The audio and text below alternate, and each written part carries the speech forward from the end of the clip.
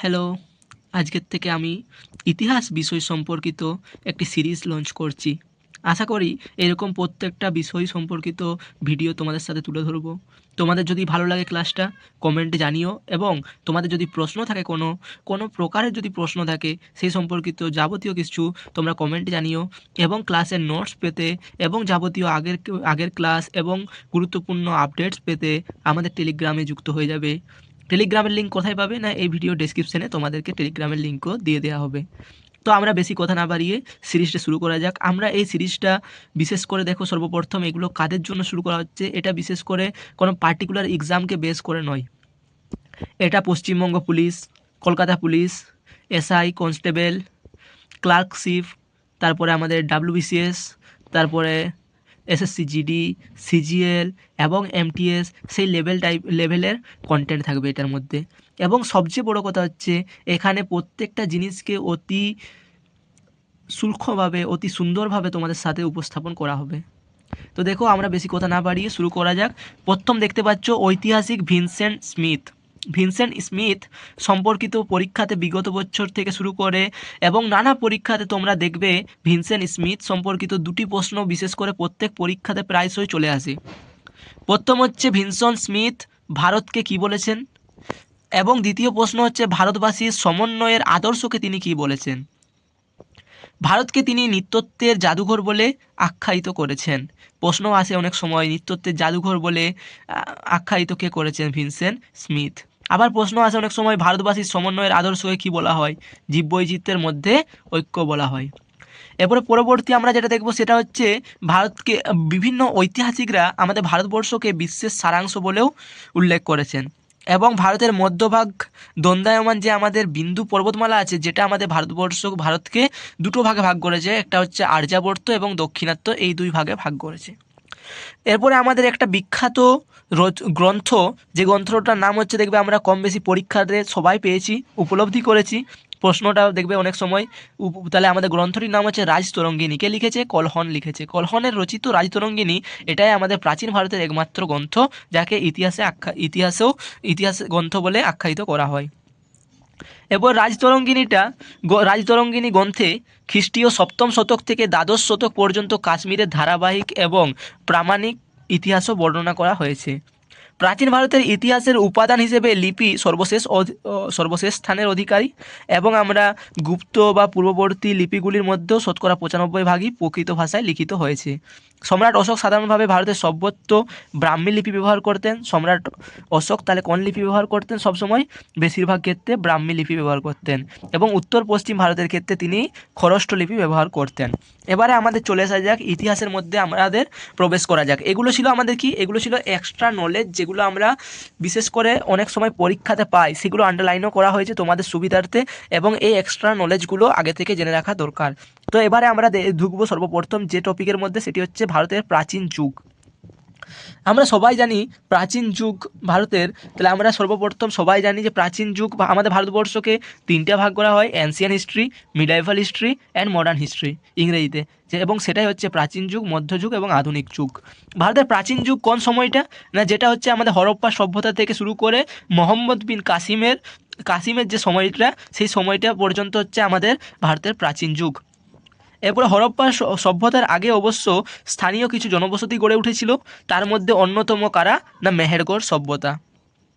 হরপ্পা সভ্যতা শুরু করার আগে আমরা মানব সভ্যতার প্রাচীন তিনটি যুগ, প্রাচীন প্রস্তর যুগ, মধ্যপ্রস্তর যুগ এবং নবপ্রস্তর যুগ এর বৈশিষ্ট্য জেনে নেব, যেগুলি আমাদের পরীক্ষাতে অনেক সময় আসে।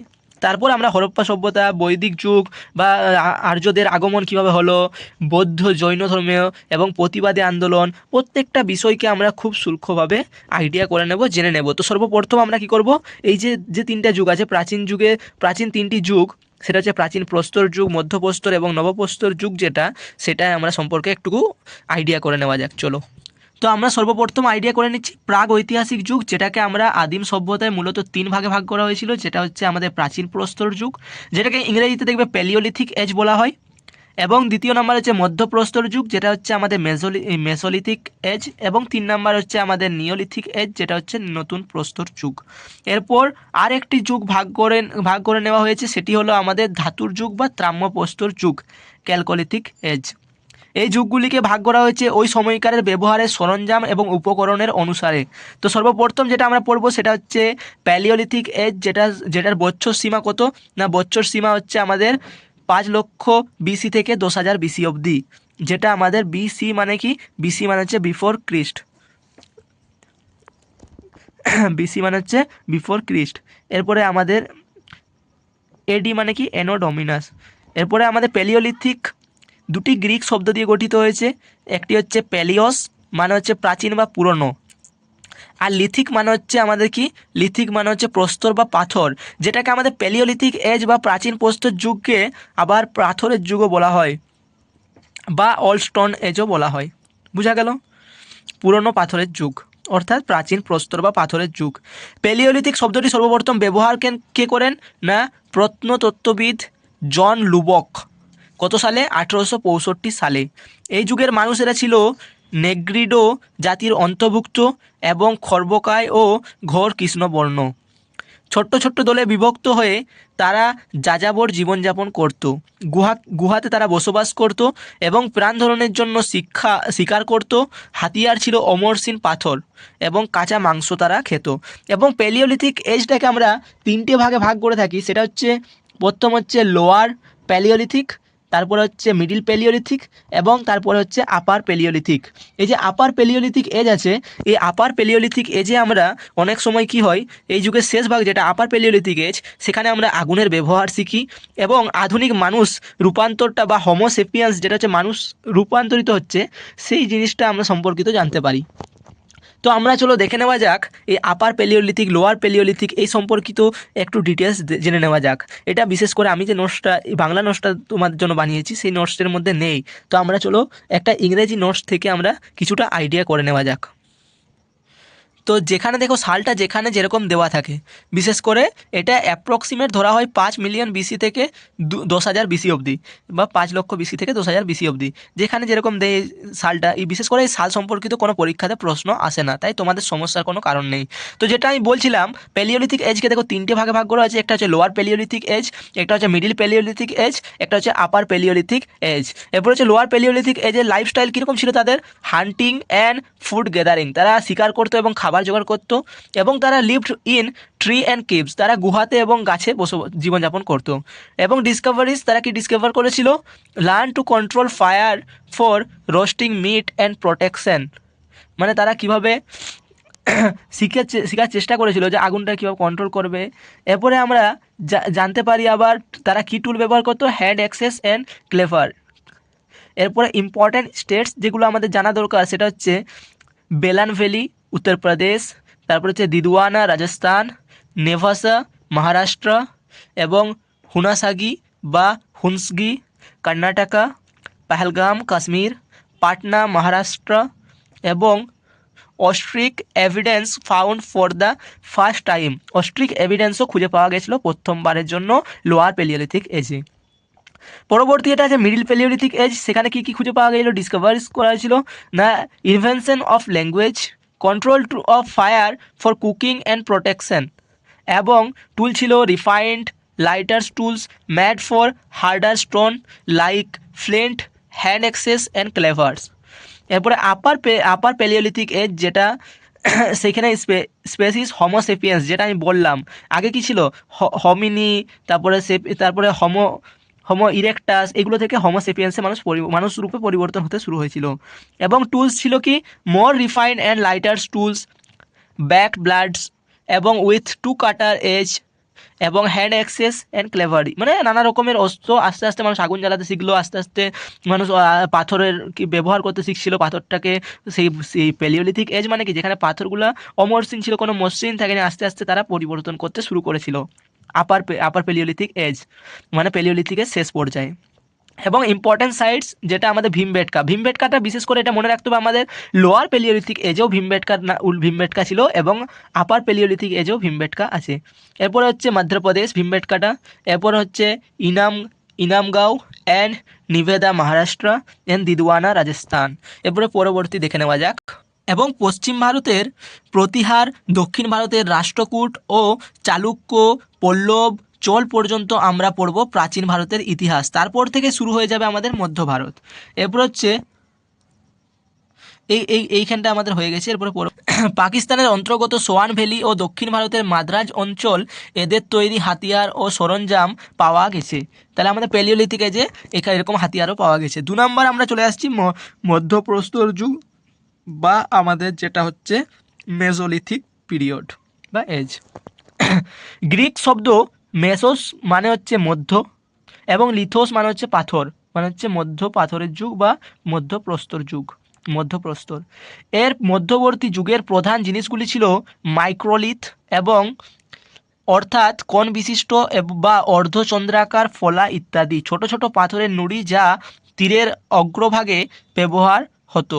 এগুলির সাহায্যে দ্রুতগামী পশু মারা হতো এবং মানুষের ব্যবহার পাথরের ক্ষুদ্র আকৃতি এই যুগের বৈশিষ্ট্য। এই যুগে মাটির পাত্র তৈরি হলেও কুমড়োর চাকা ব্যবহার শুরু হয়নি।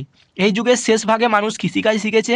তাহলে আমরা মেসোলিথিক এজে মানুষ কী করেছে, কৃষিকাজ শিখেছে আস্তে আস্তে, এবং মাটির তৈরি মানুষ পাত্র বানাতে শুরু করেছে। মধ্যপ্রদেশে ভীমবেটকা গুহায় এই যুগের অনেক গুহা চিত্রের সন্ধান পাওয়া গেছে। এই যে ভীমবেটকা আমরা কোথায় পড়লাম, প্যালিওলিথিকে পড়লাম, আবার মেসোলিথিকেও পড়ছি। পশ্চিম বর্ধমান, দুর্গাপুর এবং বীরভানপুর গ্রামে এই যুগে প্রচুর নিদর্শন পাওয়া গেছে। বুঝা গেল। এরপরে দেখো মেসোলিথিকটাও ইংলিশে আমরা কিছুটা দেখে নেওয়া যাক। যেখানে দেখো ফার্স্ট ইউজ টু বো অ্যান্ড অ্যারো, মানে তীর ধনুকের প্রথম ব্যবহার করতে শিখেছিল তারা, এবং হান্টিং মোর এফিসিয়েন্ট, তারা আরও ভালোভাবে শিকার করতে শুরু করেছিল। এদের টুল ছিল কি, মাইক্রোলিথিক টুল, যেগুলো আমরা বললাম যে ছোটো ছোটো পাথরগুলো দিয়ে, যেগুলো একটু আগে আমরা পড়লাম। এবং তারপরে ইম্পর্ট্যান্ট সাইটগুলো আমরা লঙ্কনাজ, গুজরাট, তারপর ভীমবেটকা যেটা আমরা বললাম যে প্যালিওলিথিকে ছিল, মেসোলিথিকেও আছে।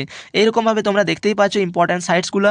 তারপরে চোপানি মান্ডো উত্তরপ্রদেশ, তারপর হচ্ছে বেগোর রাজস্থান, তারপর হচ্ছে সাঙ্গানা কাল্লু কর্ণাটকা এবং তুতিকোরিন সাউদার্ন তামিলনাড়ু এবং আদমগড় মধ্যপ্রদেশ।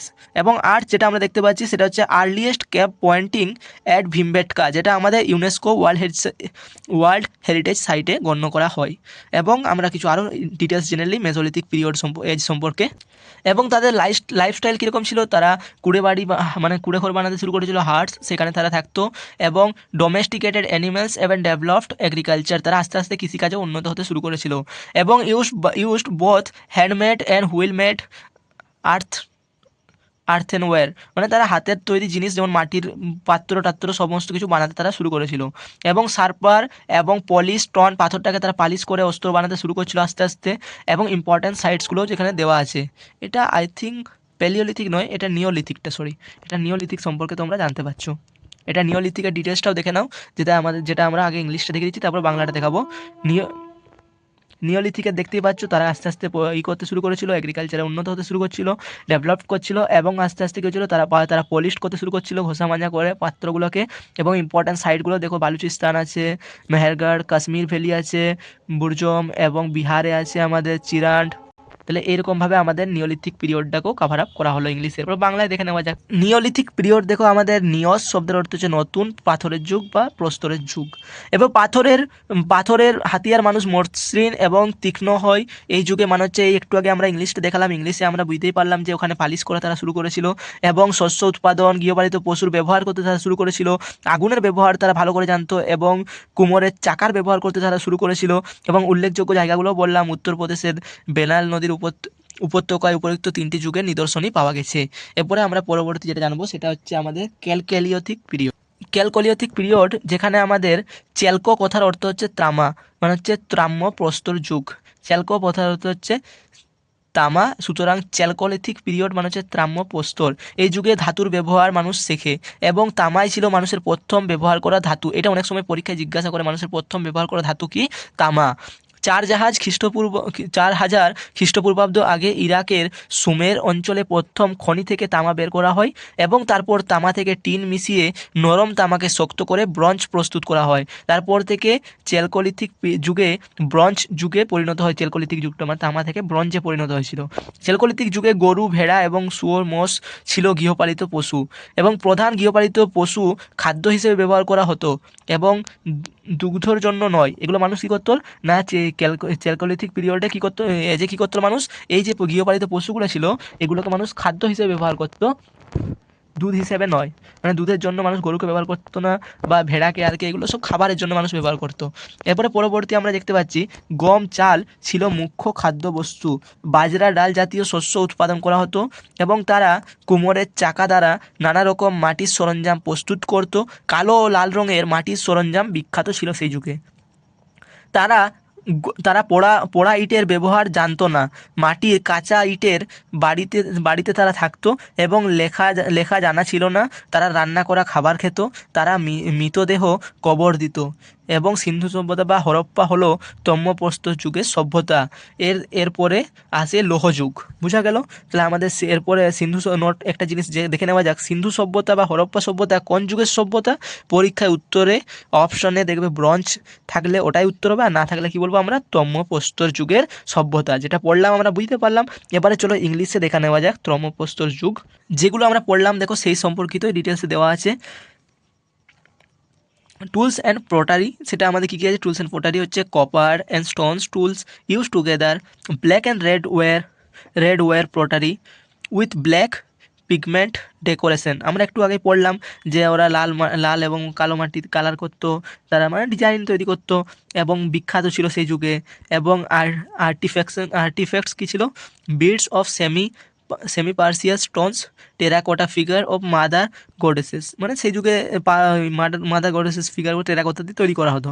এবং বিউরিয়াল প্র্যাকটিস, যে dead were buried in urns, যেটা আমরা একটু আগেই পড়লাম যে মৃত দেহগুলোকে তারা কী করতো? কবর দিয়ে দিত। এবং ফুড ছিল কি? রাইস অ্যান্ড ফিশ কনজিউমশন, মানে সেই যুগে ওদের খাবার কী ছিল? খাদ্যশস্য ধান ছিল। এবং আমরা জানলাম যে গৃহপালিত পশুগুলোই তারা খাবার হিসেবে গ্রহণ করতো। ইম্পর্টেন্ট সাইজ হচ্ছে আহার, বানাস, তারপরে হচ্ছে মালওয়া, মেঘাম, তারপর হচ্ছে কৌসাম্বি, আলমগীরপুর, এইসব ইম্পর্ট্যান্ট সাইটসগুলো আমরা দেখতে পাচ্ছি। এবং সাম ইম্পর্ট্যান্ট পয়েন্টস যেগুলো আমাদের দেওয়া আছে, the skull of Homo erectus was found in, মানে আমরা সেই সময় কী পেয়েছিলাম? হোমো ইরেক্টাসের স্কাল্প মানে হচ্ছে মন্ডুগুলা আমরা হয় না, কঙ্কাল, সেগুলো এই আমাদের ক্যালকোলিথিক পিরিয়ডে পাওয়া গেল, ক্যালকোলিথিক পিরিয়ডে। এবং V S Wakankar Indian archaeologist discover Bhimbetka rock cave, oldest rock painting. Bhimbetka রকটা হচ্ছে সবচেয়ে পুরনো রক, এবং সেটাও ডিসকভার করেছিল ভিএস ওয়াকাঙ্কার ইন্ডিয়ান আর্কিওলজিস্ট, এই যে ক্যালকোলিথিক এজে পাওয়া গেছিলো বলছে। বোঝা গেল? ক্লাস কেমন লাগলো কমেন্টে জানিও, এবং যদি কোনো সমস্যা হয়ে থাকে সেটাও তোমরা জানিও। এবং এইরকম পরবর্তী ভিডিও পেতে কমেন্টে অবশ্যই জানিও, এবং চ্যানেলকে সাবস্ক্রাইব করো, লাইক কমেন্ট পাশে বেল আইকনকে প্রেস করে দিও। এবং ক্লাস নোটস পেতে আমাদের টেলিগ্রামে জয়েন হয়ে যেও, ডিসক্রিপশনে তার লিঙ্ক দেওয়া থাকবে অবশ্যই। Stay safe and Jai Hind.